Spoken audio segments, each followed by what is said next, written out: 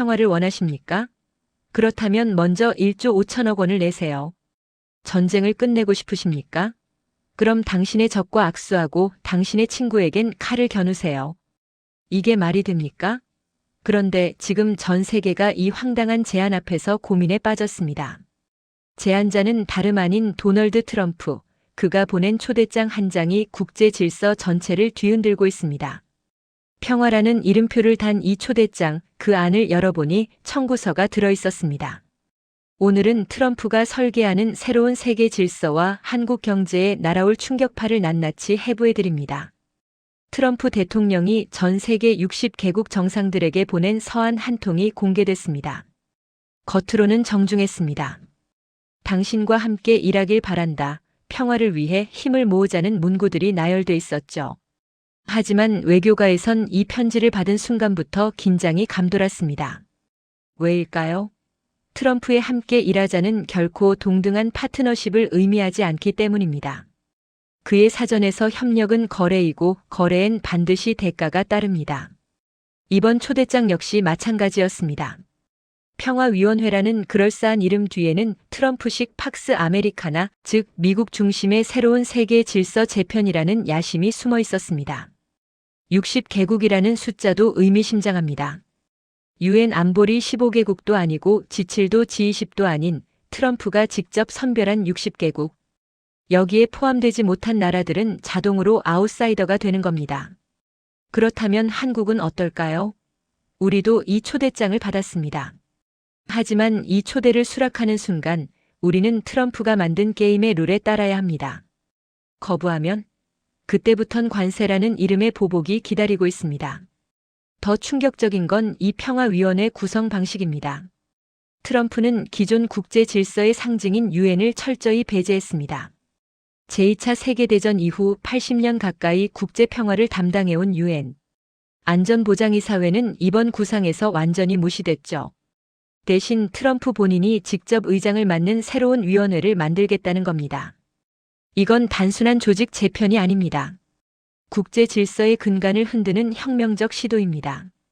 유엔이 비효율적이고 무능하다는 비판은 오래전부터 있었습니다. 하지만 그렇다고 한 나라의 대통령이 멋대로 대체 기구를 만든다? 이건 국제법과 외교 관례를 정면으로 부정하는 행위입니다. 트럼프는 왜 이렇게까지 할까요? 답은 간단합니다. 유엔에선 자기 뜻대로 안 되니까요. 안보리 상임이사국 5개국 중 중국과 러시아는 미국 견제의 혈안이고 프랑스와 영국도 독자 노선을 걷습니다. 거부권 하나면 미국의 모든 결의안이 무산됩니다. 하지만 자기가 만든 위원회라면 의장도 트럼프, 멤버도 트럼프가 선택, 규칙도 트럼프가 정합니다. 이건 평화위원회가 아니라 트럼프 위원회인 셈이죠. 그렇다면 이 새로운 질서에서 한국의 위치는 어디일까요? 우리는 초대받은 60개국에 포함됐지만 과연 주인공이 될 수 있을까요? 아니면 엑스트라에 불과할까요? 트럼프의 초대 명단을 보면 기가 막힙니다. 우크라이나를 침공한 블라디미르 푸틴은 초대했습니다.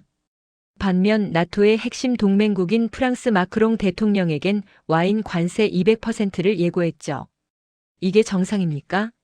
전통적 외교 상식으론 이해 불가능한 조합입니다. 하지만 트럼프에겐 명확한 논리가 있습니다. 내 편이 아니면 적이다.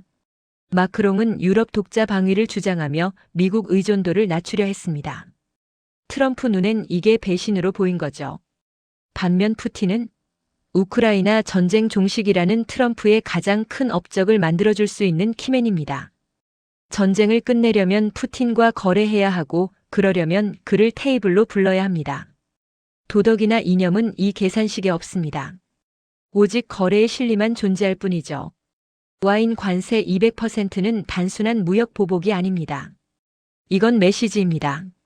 나한테 협조하지 않으면 경제적으로 죽는다. 프랑스 와인 산업은 연간 수출액이 수십억 달러에 달합니다. 관세 200%면 미국 시장에서 사실상 퇴출입니다. 트럼프는 이런 식으로 하나하나 본때를 보이며 다른 나라들에게 경고하는 겁니다. 한국은 어떨까요?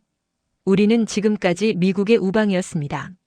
하지만 트럼프에게 과거의 우방 관계는 아무 의미가 없습니다. 지금 당장 내가 원하는 걸 들어주느냐 마느냐. 그게 전부입니다. 그렇다면 이 평화위원회에 들어가려면 뭘 내야 할까요?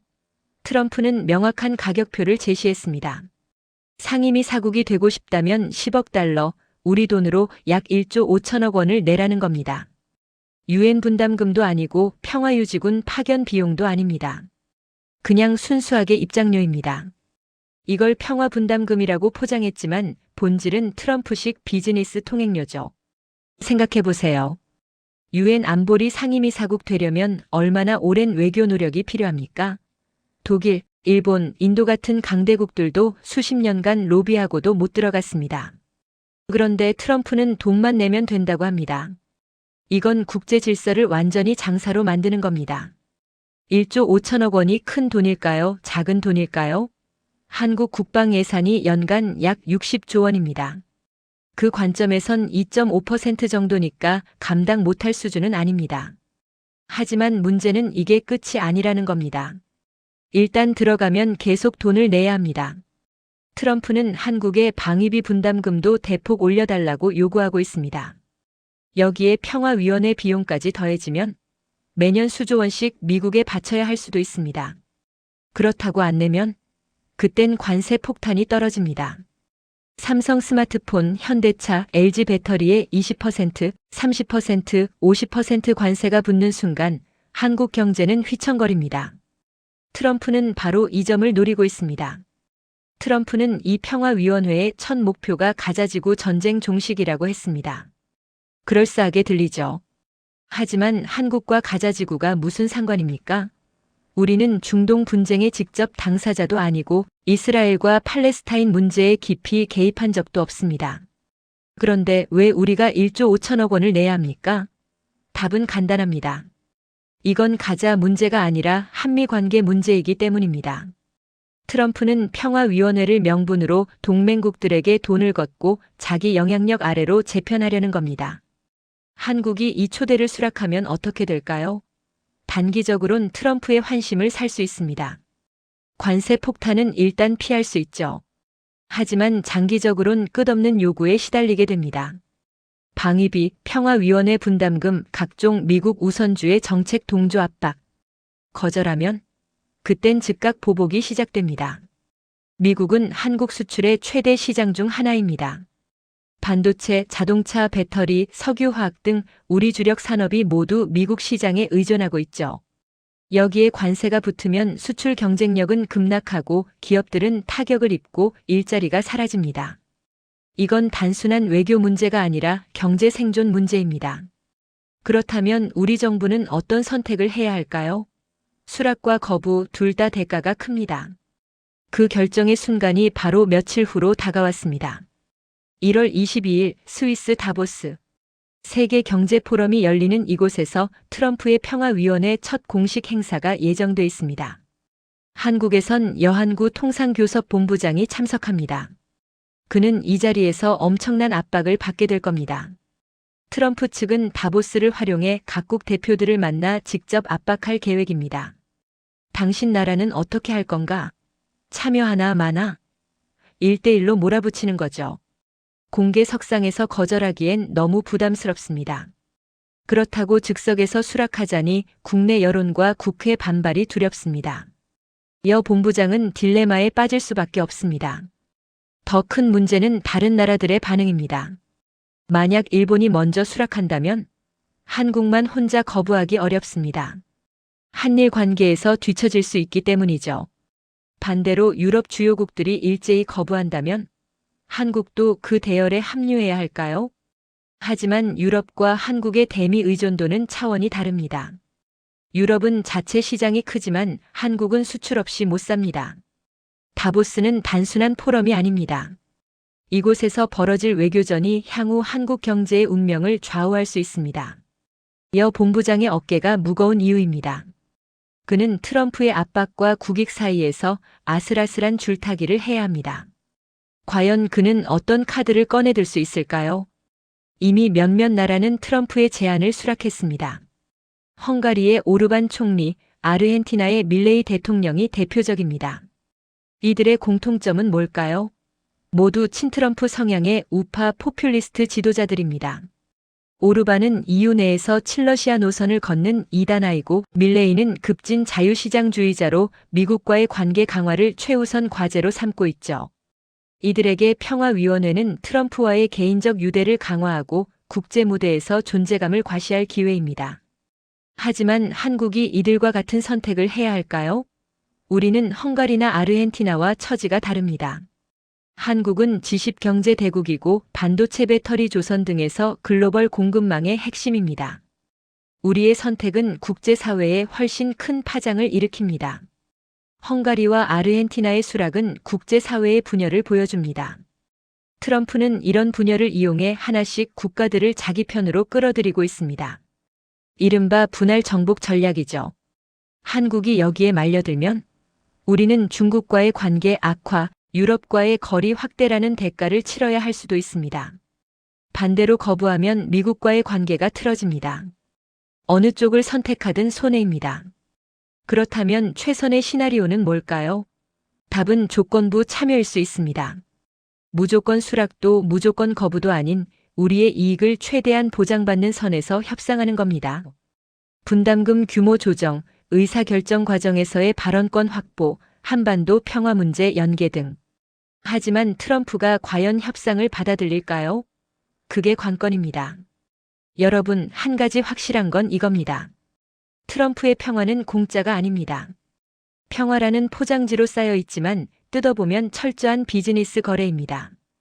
그리고 이 거래에서 약자는 항상 손해를 봅니다. 한국은 지금 전례 없는 지정학적 리스크에 직면했습니다. 미중 갈등, 러시아와 우크라이나 전쟁, 북한 핵 위협, 그리고 이제 트럼프의 평화위원회까지.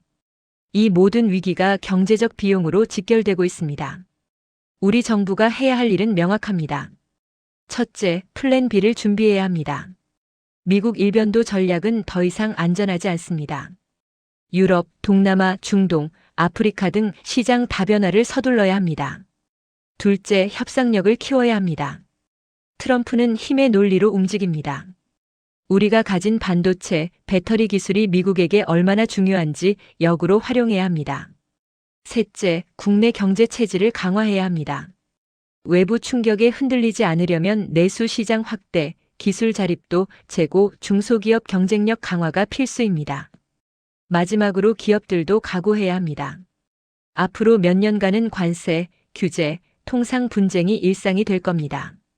발빠른 대응 체계, 유연한 공급망, 그리고 위기를 기회로 바꾸는 전략적 사고가 필요합니다. 트럼프의 초대장은 단순한 외교 문서가 아닙니다. 이건 한국 경제의 미래를 시험하는 시험지입니다. 우리가 어떤 답을 쓰느냐에 따라 대한민국의 다음 10년이 결정될 겁니다. 현명한 선택을 기대합니다. 여러분의 구독과 좋아요는 영상을 만드는데 큰 힘이 됩니다. 그럼 다음 영상에서 뵙겠습니다. 감사합니다.